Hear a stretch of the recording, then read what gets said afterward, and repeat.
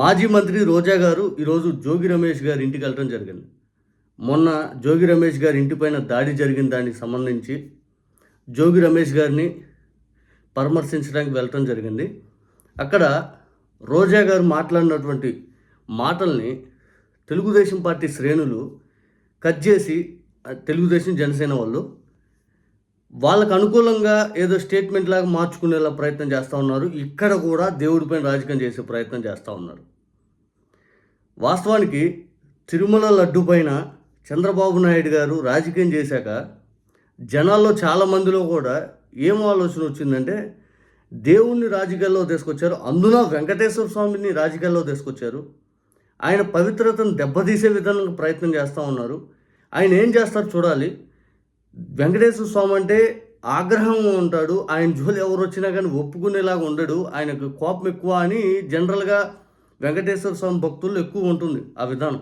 ఎక్కువ మంది వెంకటేశ్వర స్వామి అంటే భయపడతారు.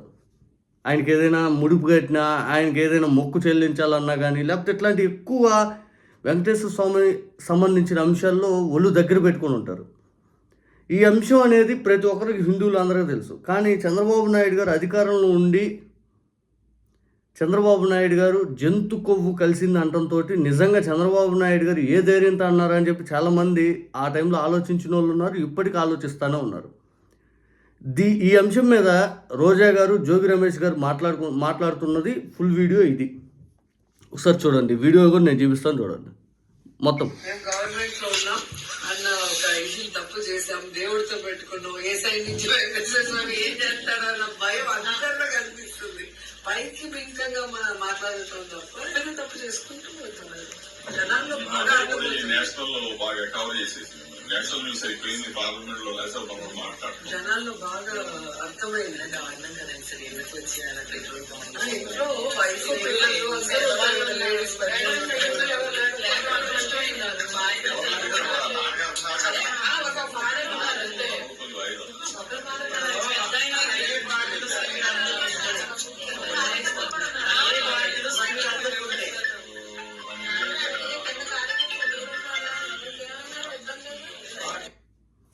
అక్కడ జోగి రమేష్ గారు, రోజా గారు మాట్లాడుతుందండి.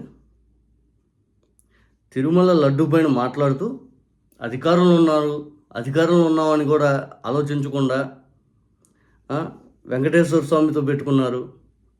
ఏం జరుగుతుందేమో నాకు భయంగా ఉంది. వెంకటేశ్వర స్వామితో పెట్టుకున్నారు. నిజానికి రోజా గారు అన్నమాట అది. ఆ తర్వాత రమేష్ గారు మాట్లాడుతూ, అవును అది పెద్ద ఇష్యూ అయిపోయింది, అసలు లడ్డు ఇష్యూ వీళ్ళకి, రోజా గారు అన్నారు ఇది ప్రజల్లో బాగా చర్చనీయాంశం అర్థమైపోయింది ప్రజలకంటే, ఇది నేషనల్ వైడ్గా పెద్ద ఇష్యూ అయిపోయింది, పెద్ద చర్చనీయాంశం అయిపోయింది, వీళ్ళకి నెగిటివ్ అయిందని చెప్పి వాళ్ళు మాట్లాడుతున్నారు. అక్కడ ఉన్న వాళ్ళందరూ తెలుగుదేశం పార్టీ శ్రేణులు వాళ్ళకి నెగిటివ్ అవుతుందని. దీన్ని తెలుగుదేశం పార్టీ శ్రేణులు వాళ్ళకి నచ్చిన విధంగా ట్రిమ్ చేసి ఎక్కడ పడితే అక్కడ ఎడిట్ చేసేసి ఇట్లా చేశారు వాళ్ళు. ఇది ఇప్పుడు సర్క్యులేట్ చేస్తా ఉన్నారు టీవీ5లో కూడా. పైకి బింకంగా మాట్లాడటం తప్ప తప్పు చేసుకుంటూ పోతున్నారు. జనాల్లో